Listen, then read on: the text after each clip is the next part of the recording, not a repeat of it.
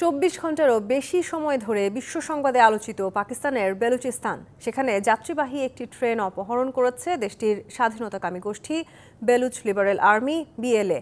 এর আগেও জাফর এক্সপ্রেসকে নিশানা বানিয়েছে বেলুচ বিদ্রোহীরা। প্রশ্ন উঠছে, কেন বারবার জাফর এক্সপ্রেসকেই নিশানা করে দেশটির স্বাধীনতাকামীরা?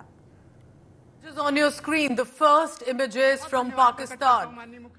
2013, 2018, 2024-এর পর এবার 2025-এ জাফর এক্সপ্রেসকে লক্ষ্য করে হামলা করল পাকিস্তানের স্বাধীনতাকামী গোষ্ঠী বালুচ লিবারেশন আর্মি বিএলএ। একবার এক কায়দায় কষা হয় হামলার ছক। তবে একের পর এক এমন ঘটনায় প্রশ্ন উঠছে, স্বাধীনতার স্বপ্নে বিভোর বেলুচিস্তানের বিদ্রোহী গোষ্ঠী কেন এমন হামলা চালিয়ে আসছে? ইতিহাস থেকে জানা যায়, পাকিস্তানে বেলুচদের স্বাধীনতার লড়াই বাংলাদেশের স্বাধীনতা আন্দোলনেরও অনেক আগেই শুরু হয়। 1947 সালে দেশ ভাগের সময় তৎকালীন নেতাদের হস্তক্ষেপে প্রদেশটি পাকিস্তানের সাথে যুক্ত হলেও তখন থেকে বেলুচদের ছিল স্বাধীনতার তীব্র আকাঙ্ক্ষা।